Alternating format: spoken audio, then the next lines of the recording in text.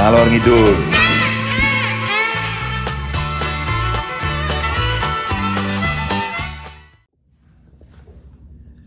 Salam, oi. Bermula dari kegelisahan saya melihat di media-media waktu itu tentang penebangan hutan yang gila-gilaan itu tahun 82, 83. Jadi saat itu di koran-koran, di majalah banyak menulis tentang itu gitu. Saya membayangkan hewan-hewan yang ketakutan mendengar bulldozer masuk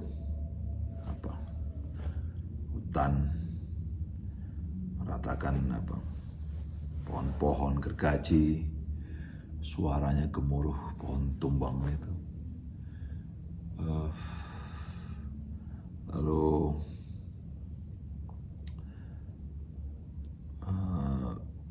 ya tentunya yang sama-sama kita sudah tahu risiko dari penebangan pohon yang serampangan itu akan berakibat seperti apa gitu kan ya. Lalu di sisi lain saya membaca juga tentang para cukong yang berpesta pora dari hasil tebang itu gitu. Ya, saya sangat gelisah. Lalu saya buat lagu ini, judulnya Isi Rimba, Tak Ada Tempat Berpijak Lagi.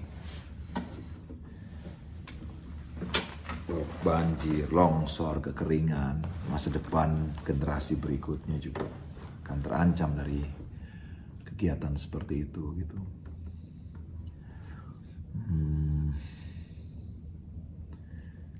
Ya, padahal manfaat hutan itu sangat banyak ya.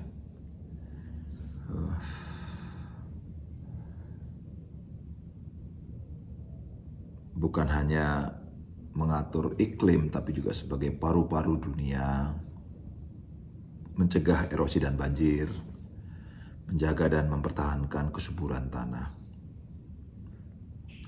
Ya bayangkan aja kalau umpamanya iklim nggak teratur, terus kita nggak punya paru-paru gitu, dunia, waduh gimana rasanya bisa hidup ya.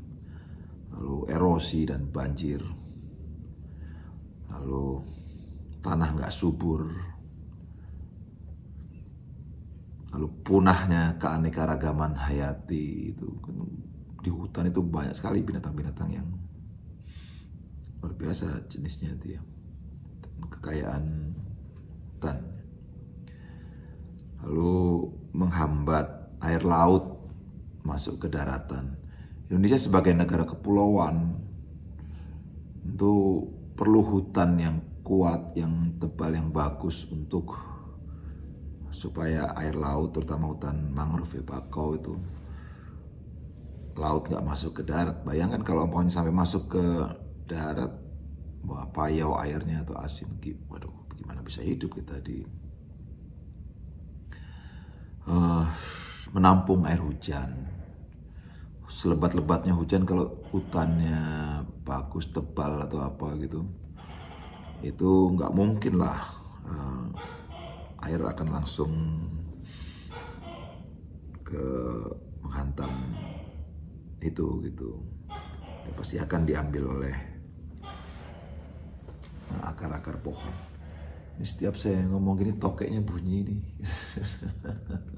Setuju ya kek ya, si kakek tokek. Wah, perlu hutan. Alhamdulillah di rumah lumayan banyak pohon gitu ya.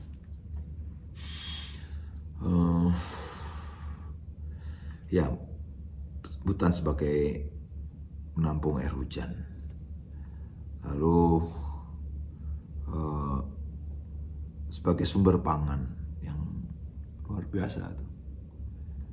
Dan obat-obatan juga mempunyai nilai ekonomi yang luar biasa kayak rotan dan segala macam itu kalau kita punya hutan yang bagus gitu ya. Sebagai rumah bagi suku-suku pedalaman, saudara kita yang hidup di pedalaman. Ya nggak mungkin orang hidup tanpa rumah. Jadi kalau rumahnya ditebang ya dihabisin, gimana bisa hidup. Lalu hutan juga mengurangi polusi, mengurangi polusi. Ya tentunya polisi hutannya juga harus kuat sehingga bisa menjaga itu. Hutan mengurangi polusi. Lalu hutan sebagai tempat pendidikan dan wisata itu kalau dikelola dengan baik, waduh. Ya itu manfaat hutan sebanyak itu hilang ludes kalau ditebang. Tahun 82-83 itu ada sekitar sampai 94 ya, 210.000 kilometer persegi hutan yang hancur. 1 kilometer persegi itu 100 hektar, jadi berapa hektar itu? 210.000 kilometer persegi. Karena fenomena iklim yang berubah dan yaitu El Nino. Jadi kering. Lalu pengelolaan hutan yang serampangan. Bahkan tahun 70 karena HPH begitu marak gitu ya. Tetapi persoalannya limbah-limbah tebangan itu sembarangan juga mereka ini habis nebang ini sembarangan aja tuh. Itu sangat rawan dengan kebakaran hutan. Jadi lempar puntung aja rokok itu udah langsung bisa terbakar atau kena matahari yang panas itu. Karena kayu-kayu yang numpuk itu renggang-renggang di bawahnya itu kena angin terus ketiup-tiup mungkin. Sehingga pada tahun itu kita kehilangan 3,2 juta hektar yang terbakar di Sumatera dan Kalimantan dengan nilai 9 miliar dolar Amerika. Negara rugi.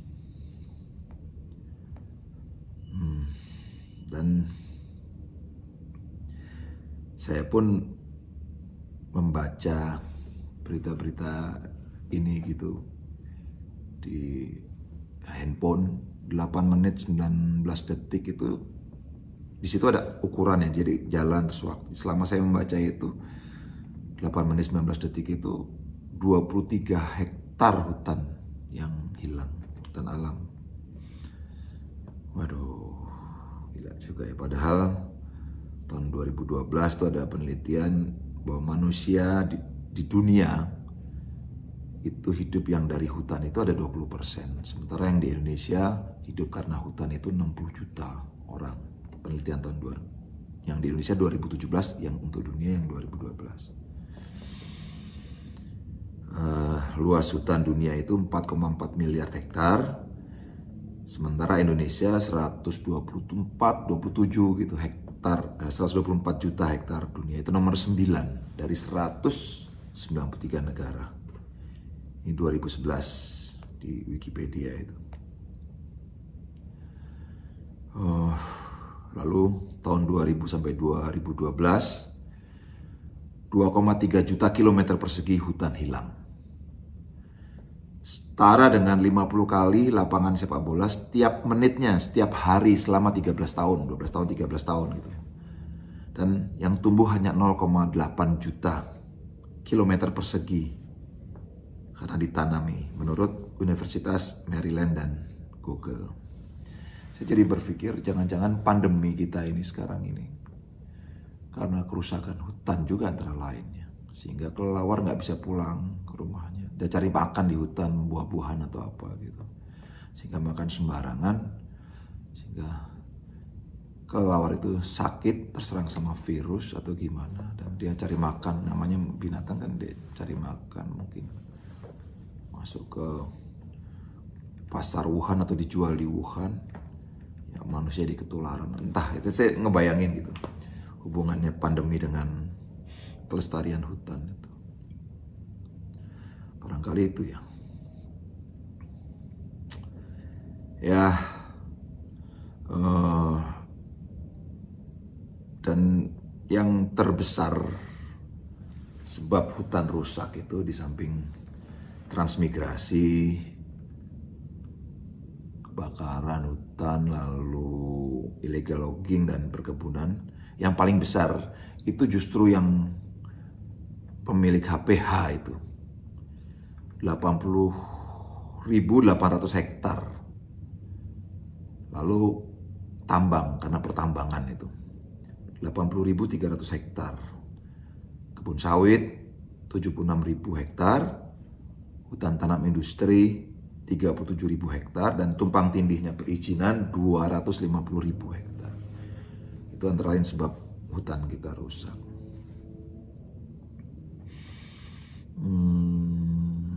Dan ini mulai kacaunya itu sejak tahun 1967, begitu hak penguasaan hutan diizinkan, dibuatkan Undang-Undang Pokok Kehutanan nomor 5 itu tahun 1967. Lalu tahun 1995 kurang lebih sudah ada 586 konsensi HPH, dan itu memakan hampir separuh dari hutan Indonesia itu. 63 juta hektar ludes habis. Baik, sebelum saya melanjutkan cerita tentang ini, saya nyanyikan dulu aja isi rimba tak ada tempat berpijak lagi.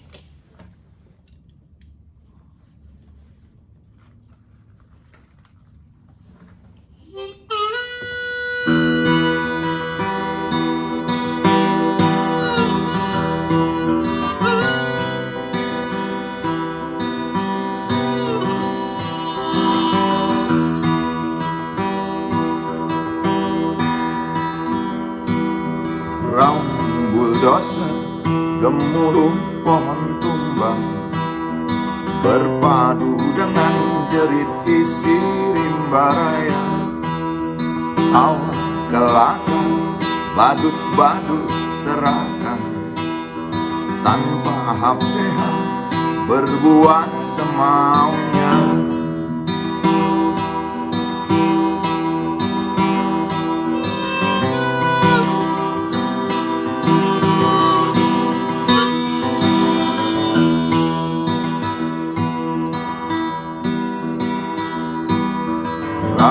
Bulldozer, gemuruh pohon tumbang, berpadu dengan jerit isi rimba raya.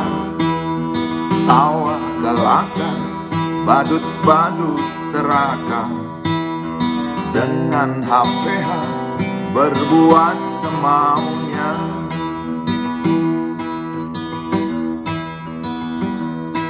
Lestarikan alam hanya celoteh belaka.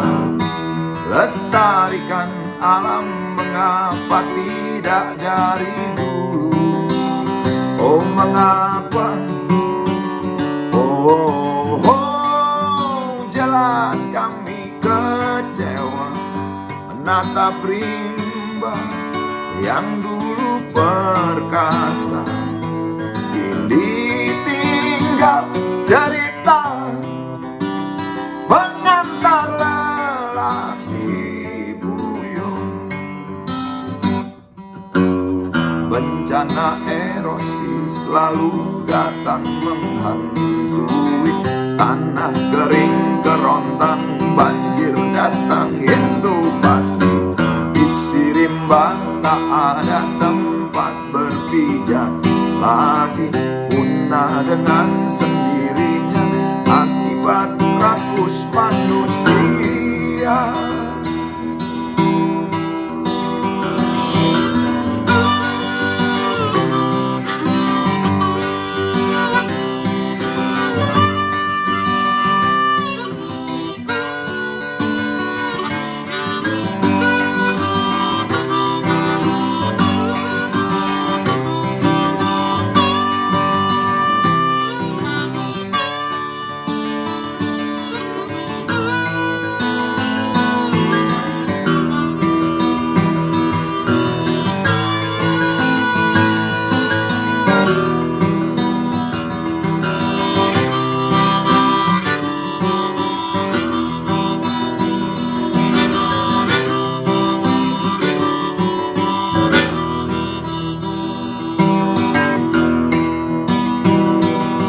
Lestarikan hutan hanya celoteh belaka.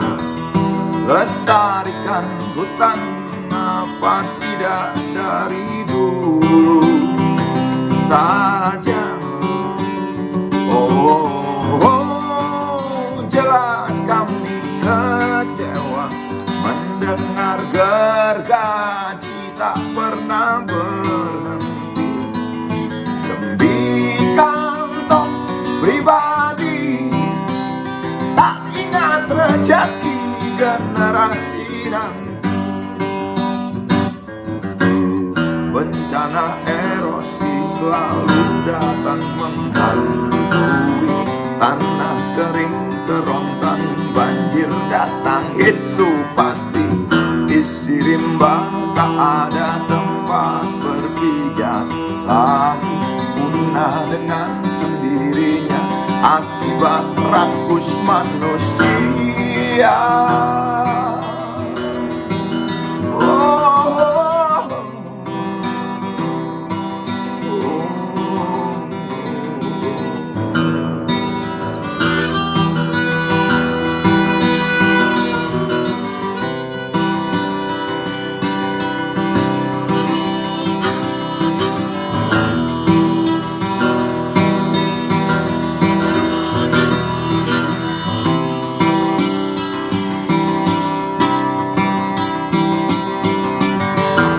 Bencana erosi selalu datang menghantui, tanah kering kerontang, banjir datang itu pasti.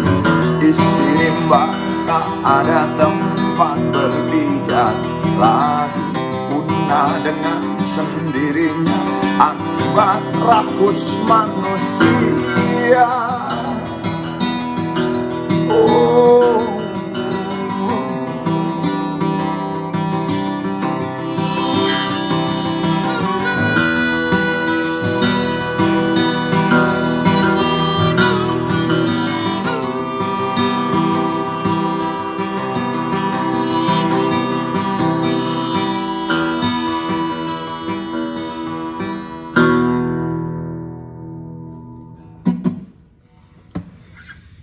Ya,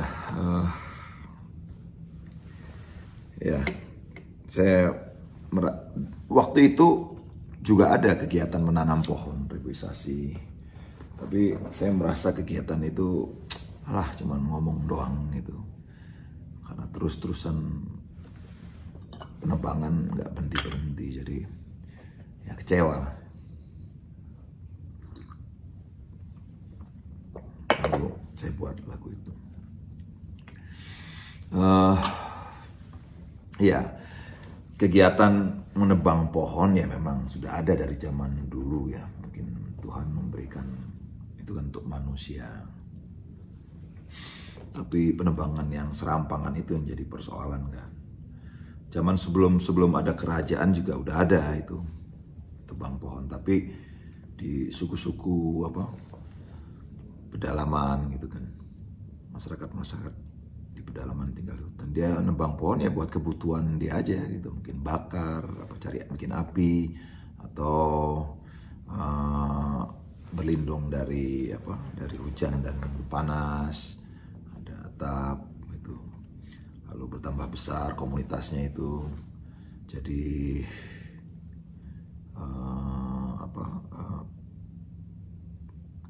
kerajaan gitu kan, zaman kerajaan kan. Kalau komunitas suku-suku makin lama makin besar kan, nggak mau jadi perkampungan, makin besar ya akhirnya jadi kerajaan. Dan kebutuhan akan kayu ya seputar masih kebutuhan tempat tinggal sederhana aja gitu.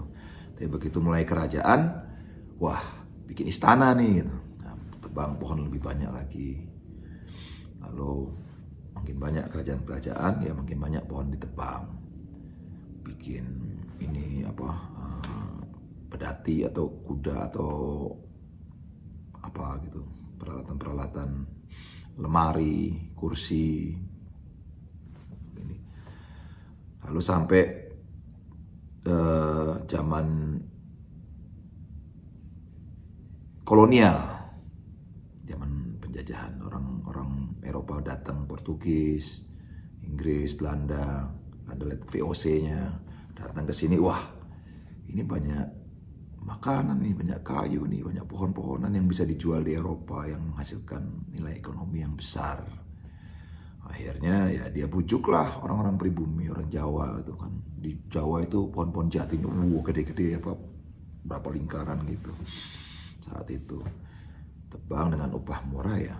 Senang karena buat orang Jawa itu kan bukan komoditas ya, kayu-kayu zaman kerajaan dulu kan nggak diperjualbelikan. Dia mungkin ya seperlunya kan tinggal ngambil aja, tapi orang-orang asing itu melihat wah ini bisa menghasilkan uang nih, belum lagi dan lain sebagai isinya, binatangnya dan segala macam itu. Lalu pendek cerita masuklah orang-orang pribumi sadar, wah kita dikuras selama ini sama mereka ini, dibohongin gitu, rempah-rempah kita diambil, pohon kita diambil, segala macam. Udahlah kita merdeka aja, merdekalah Bung Karno, Bung Hatta, terus tapi rupanya kemerdekaan itu gak gampang, gak sederhana, butuh biaya juga, butuh pembangunan kan. Mulailah ditebang-tebang itu pohon lalu dijual ke Eropa, tapi dengan pengawasan pribumi ya, untuk pembangunan dan segala macam itu. Lalu kemudian gak lama kemudian masuk Orde Baru, Pak Harto itu kan. Nah, zaman Orde Baru itulah tahun 1967 tadi itu undang-undang pengesahan hutan itu, penguasaan hutan itu diterapkan nomor 5 kalau nggak salah undang-undang pokok ya, kehutanan ya 1967. Akhirnya wilayah-wilayah dikapling-kapling gitu. Ya mungkin juga sekaligus hutan sebagai alat politik, kekuasaan, mempertahankan kekuasaan, juga mensejahterakan masyarakat dan segala macam. Dalam suasana seperti itulah hutan kita rusak. Dan begitu zaman reformasi, kita mulai sadar betapa pentingnya hutan itu. Mulailah gerakan-gerakan menanam itu di mana-mana. Saya termasuk ikut melakukan kegiatan menanam. Saya nggak mau terjebak lagi ke pikiran, wah ini basa-basi gitu. Karena memang udah hancur hutan kita. Akhirnya saya ikut zaman Pak SBY itu. 1 miliar pohon, lumayan ada berapa kali saya main gitu. Tanam ikut, wow, jutaan pohon ditanam. Lalu saya juga jalan ke pesantren-pesantren, ada lebih dari 50 pesantren, hampir setiap 70-an atau berapa gitu. Pesantren ada lebih dari 10 ribuan pohon ditanam di, nggak tahu mungkin sekarang udah besar-besar atau gimana. Saya karena pandemi ini jadi nggak bisa kemana-mana gitu. Juga di kampus-kampus dan bahkan di setiap konser saya sekarang ini ngomong sama manajemen harus menanam. Jadi kalau mau ngundang saya main ya nanam pohon, itu satu persyaratan. Atau saya terima pohon, kebetulan saya ada tempat di Jonggol itu, akhirnya pohon-pohon itu banyak yang saya tanam di sana. Dulu tempat itu gundul, sekarang lumayan, burung-burung udah mulai datang, air udah mulai ada lagi, dan pohon-pohon udah mulai agak besar. Itulah yang saya kerjakan, karena nggak ada jalan lain, nggak bisa ngeluh terus, ya harus menanam. Dan pas zaman Jokowi ini, alhamdulillah ada undang-undang yang melindungi pohon. Jadi nggak boleh disentuh. Ada sekitar 66,3 juta hektar hutan yang nggak boleh diganggu-ganggu. Dan ya saya berdoa mudah-mudahan, nah ini tokeknya bunyi lagi. Amin. Saya berdoa mudah-mudahan hutan yang menjadi karakter kita, menjadi kepribadian kita kembali tumbuh lebat, beranak pinak lagi, kembali seperti zaman kerajaan dulu. Ya siapa tahu kan, kita nggak pernah tahu ya. Kalau kita semua keroyokin ini 200 juta orang nanam pohon dengan serius, ya tentu akan tumbuh gitu dengan luar biasa. Amin, amin, amin. Ya mudah-mudahan 66,3 juta hektar itu nggak berkurang dan tambah lebat. Itu kira-kira yang perlu disampaikan. Oh ya, kabar Desember apa November tuh saya 2020 saya baca hutan Papua ya, ada sekitar 30.000 sampai 60.000 hektar itu ditebang diganti sawit gitu. Dan itu jadi masalah rame kan di masyarakat sana karena cuma diganti 100.000 per hektar. Itu Greenpeace meneliti itu dari tahun 2011 sampai 2016. Kalau nggak salah 2013 dia bikin filmnya, terus baru kemarin di sosial dan dikabarkan. Itu rame itu di media masa itu. Cuman dapat pertanyaan dari KLHK, dari Kementerian Lingkungan Hidup, kenapa kok baru sekarang dipublikasikan? Itu jadi masalah juga, kenapa baru sekarang ya, kenapa enggak dulu gitu. Ya nggak tahu, tapi bahwa itu selagi proses, mudah-mudahan nanti kalau ke pengadilan makin jelas gitu ya. Makin jelas peruntukan apa itu, kenapa kok bisa itu kejadian seperti itu. Hanya memang kejadian itu tertutup sama kasus COVID ini, jadi kurang perhatian. Ya mudah-mudahan segera selesai bagaimana penyelesaiannya, dan itu sangat-sangat ditunggu. Itu tadi kembali ke fungsi hutan. Berarti kalau kita nebang hutan ya sama juga kita bunuh diri kan. Dia paru-paru kita. Bayangkan kalau kita nggak punya paru-paru. Saya pikir itu ya. Jadi saya hanya berusaha untuk menekankan manfaat hutan, dan kalau kita tahu manfaat hutan, insya Allah kita akan mau menjaganya dengan mati-matian. Gitu, terima kasih. Salam Oi. Jangan lupa like, comment, share, dan subscribe.